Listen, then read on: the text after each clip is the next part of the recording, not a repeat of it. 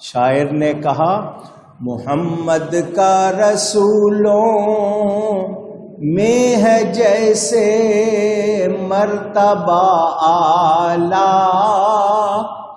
ہے افضل اولیاء میں یوں ہی رتبہ غوث اعظم کا صلی اللہ علیہ وآلہ وسلم ورضی اللہ تعالی عنہ۔ تو جب نبی پاک نے خود فرما دیا کہ اس کا مرتبہ ولیوں میں بلند ہوگا تو پھر ان کے مرتبے میں کسی کو شبہ نہیں ہونا چاہیے۔ حضور غوث پاک کے قدم، اب اس کے حوالے سے آپ نے سنا ہوا ہے کہ انہوں نے اللہ کی طرف سے حکم پر یہ اعلان کیا تھا قدمی حاذی علی رقبتی کل ولی اللہ، میرا یہ قدم تمام اولیاء کی گردن پر ہے۔ تو اس وقت جتنے بھی اولیاء تھے جہاں جہاں تھے انہوں نے یہ اعلان سن کر اپنی گردنوں کو جھکایا اور غوث پاک کی شان کا اعتراف کیا۔ نہیں بلکہ بہت سے اولیاء پہلے جمع ہوئے، ابھی غوث پاک پیدا نہیں ہوئے تھے، انہوں نے کہا تھا ان قریب بغداد میں ایک شخص ظاہر ہوگا جو اللہ کے حکم سے یہ اعلان کرے گا تو تمام ولی اس کا اعلان سن کر اپنی گردنیں جھکائیں گے، ہم ابھی سے جھکاتے ہیں۔ تو اعلیٰ حضرت نے فرمایا جو ولی قبل ہوئے بعد ہوئے یا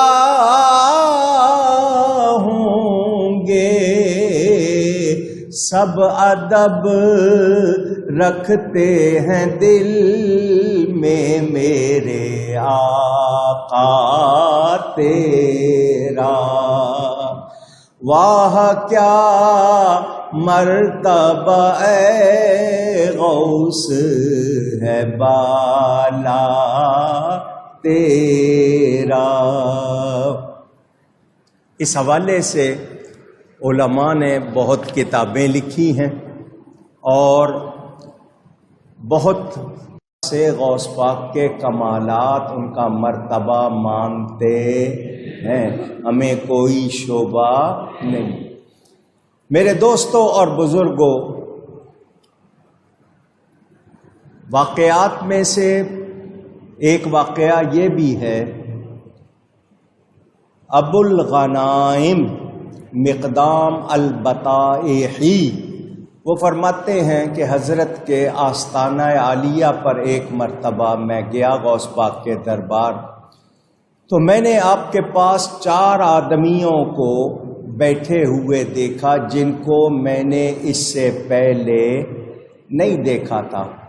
یہ حضرات اٹھ کر چلے گئے تو آپ نے مجھے فرمایا جاؤ ان سے ملو اور اپنے لیے ان سے دعائے خیر کرواؤ۔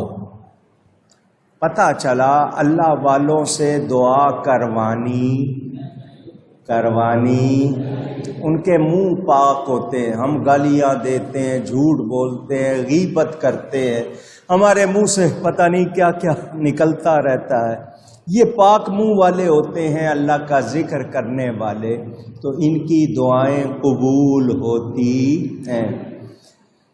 وہ کہتے ہیں میں مدرسے کے صحن میں ان 4 سے جا ملا اور ان سے جا کر کہا کہ میرے لیے دعا فرمائیں۔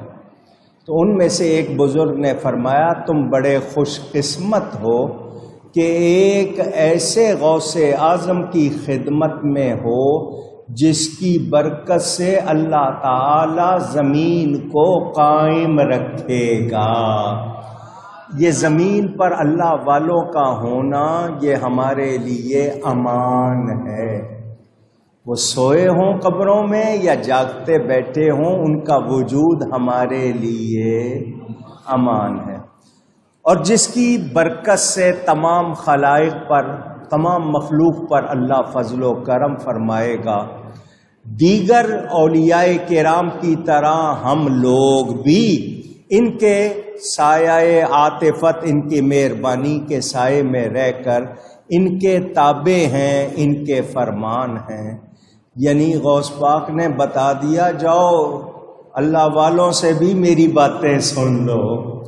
یہ کہہ کر وہ چاروں لوگ اچانک نظروں سے غائب ہو گئے۔ میں حیران ہو کر غوث پاک کے پاس واپس آیا تو میں نے آ کر کچھ کہنا چاہا تو غوث پاک نے میرے کہنے سے پہلے فرمایا میری حیات میں تم اس بات کی کسی کو خبر نہ کرنا کہ یہ کون لوگ تھے۔ میں نے پوچھا تو آپ نے فرمایا یہ کوہ قاف کے بڑے بزرگ تھے اور اتنی دیر میں وہ اپنی جگہ پہنچ بھی گئے ہیں۔